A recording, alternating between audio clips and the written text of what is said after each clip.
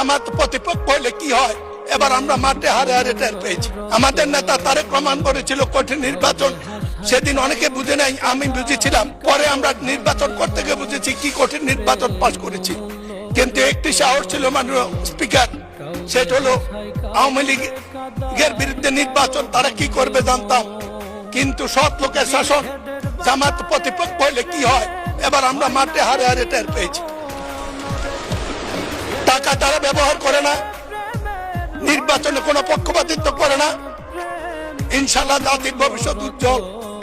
এই জন্য আমরা ডেপুটি নেতা ডক্টর তাহেরকে নির্বাচনে জিতার পরে অভিনন্দন জানিয়েছিলাম, বলেছিলাম ফ্যাসিস্টদের বিদায়ের পরে কেউ যদি সবচেয়ে আলহামদুলিল্লাহ বলা উচিত সেটা আপনারা। এই নির্বাচন সুষ্ঠুভাবে সংসদ বসার পরে এত সংকট নিয়ে সংসদে আসার পরে যাদের আলহামদুলিল্লাহ বলা উচিত সেটা হলো জামাতে ইসলামী বাংলাদেশ।